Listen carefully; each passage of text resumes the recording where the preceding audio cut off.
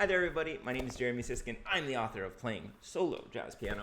I'm the author of Solo Standards for Piano. There's 2 volumes now. Check them out. You can buy them both together at jeremysiskind.com. Speaking of buying together, Jazz Piano Fundamentals. There's 3 total books, but I only have 2 hands. Recently, I had something really cool happen. A guy named Shane Adams came to my class. Shane is a songwriting expert. He's got a long biography. He's worked with the Berklee College of Music forever. Great songwriter himself. And he's the author, I'll plug for him, of the book Songwriting Breakthroughs. And so he was sharing some of his just favorite tips and tricks of the class. And one of the things that he did really stuck with me and I thought would be applicable for us all as melody creators and as jazz improvisers. And what he did is he gave, I forget how many, but he gave some very basic shapes for melodies. What would be some of the most just stripped down essential shapes that a melody could move in? And I've done my best. I'm sure I haven't done perfectly to recreate some shapes, and I invented some of my own here. Okay, so this is very crude. In jazz, we tend to be, we really like windy, big shapes. But here we're talking about just some essential melodic shapes. Okay, so number 1, going straight up. Number 2, going straight down. Number 3, staying more or less the same. Number 4, making an upside down U. Number 5, making a regular U. Number 6 is supposed to be, I'm not great with drawing, leaping up and then going down slowly. Number 7, the opposite, leaping down, going up slowly. And then number 8, I just thought it would be fun to think about what a figure 8 would be musically. So one of the things that I think is important is to get ourselves out of our habits, right? Like musically, we all have melodic phrases that we reach towards, certain intervals that we tend to use. And so what I thought would be a really fun exercise, and you could do this along with me, is to improvise using these essential shapes. So let's do a few different levels. So number 1, we're going to improvise using just a drone. If you've never done this with me, when we're doing a drone, we're not thinking jazz, we're not thinking rhythm, like in terms of, we're not even thinking we're in 4/4, 3/4, it's just wide open. But we do want to generally stay within a scale. So easiest place to start is a C major scale. I'm playing a low C below a low G on bottom. And drones should be relaxing, so remember to breathe whenever you're playing a drone. Right? Okay, so let's try number 1, a phrase that goes straight up.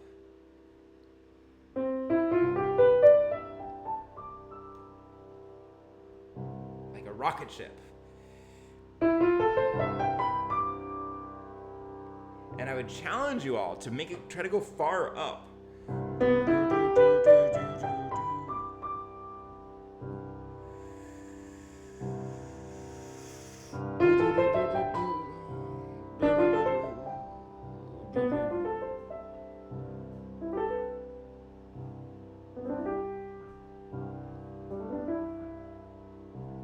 And I'll tell you what, while we're doing the drone, I'm going to go down the left-hand side of my page. So I'm going to go over to number 4, and I'm going to make some upside-down U's. What should that be called?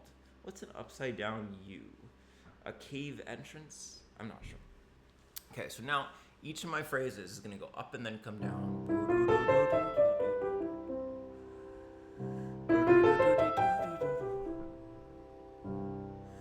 Those are both pretty fast, so I'm going to do a slow one.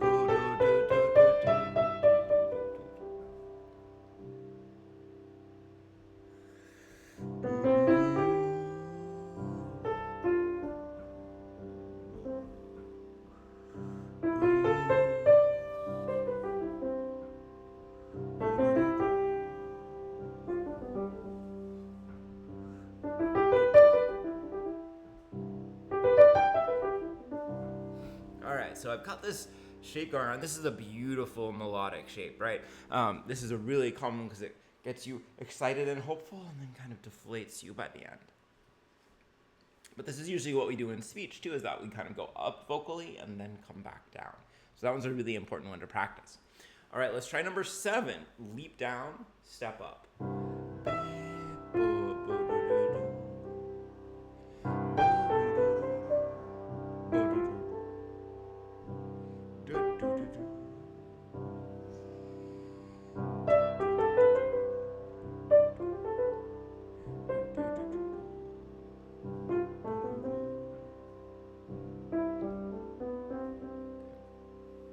etc.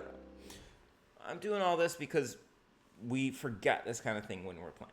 Now we're going to go down this second line, and we're going to do it in the context of a 2-5-1. Let's change key. Let's do a 2-5-1 in B flat. You could do this with a play along. I'm going to play some nice bass shells on bottom. And now I'm going to make only phrases. I'm going to go to number 2. I'm going to make only phrases that go directly down.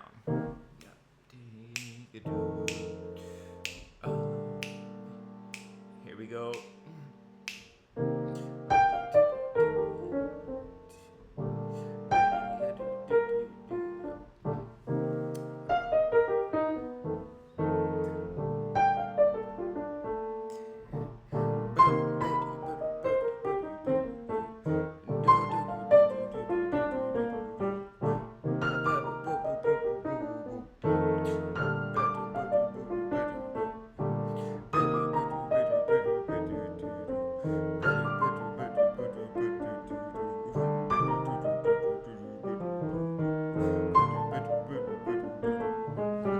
It's actually kind of fun, you know, and you could experiment. My phrasing was pretty even, so what if it was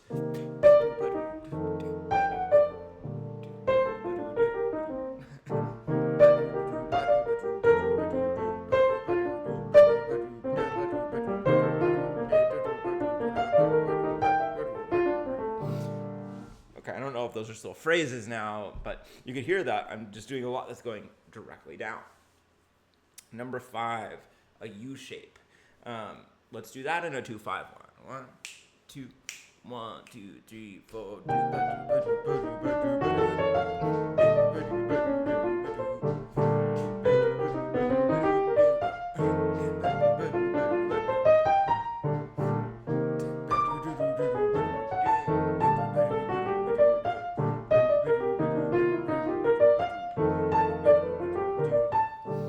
You know, as I'm playing this, I'm discovering that I really don't generally end phrases just going up. I usually kind of circle back down. So this is actually really cool for me.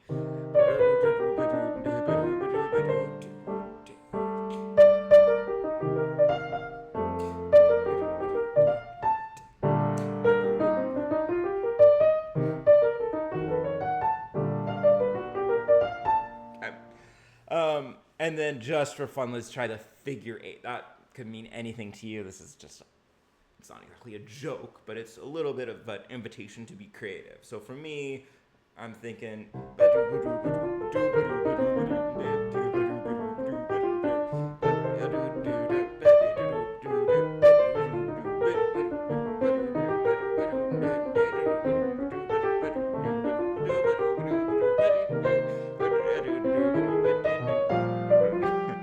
be fun to write a tune called Figure 8 and put some of that stuff in there.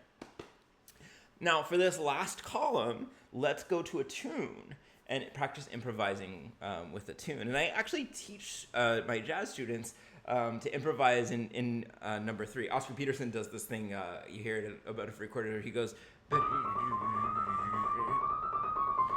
basically just playing half steps around a chosen note.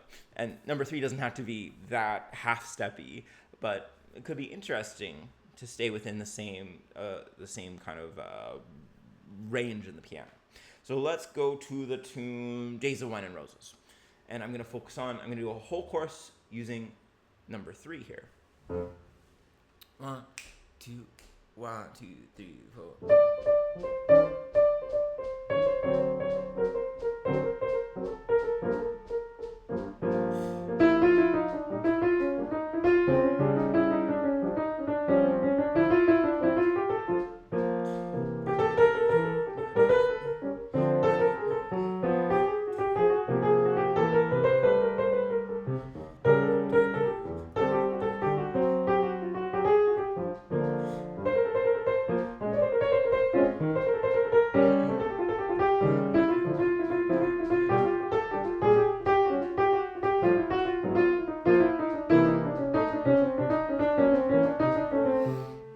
Forces me to play different, which is always what I'm looking to do when I practice. I'm always looking for things that get me out of my own way and out of my habits.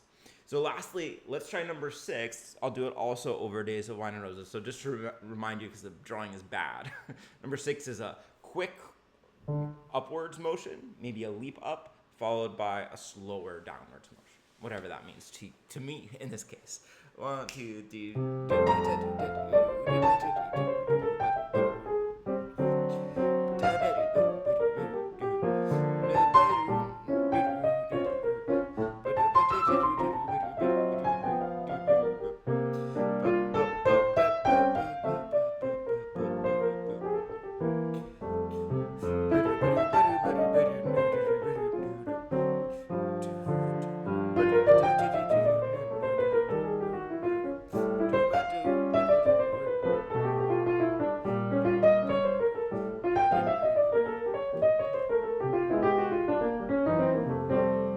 All right.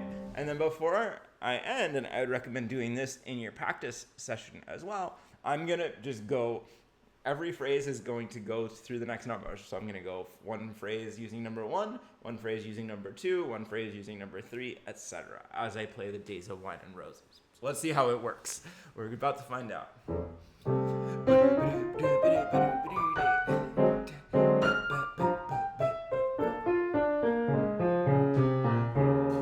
Number 3, 4, 5. Here's 6, a leap up, then slow down. 7, figure 8.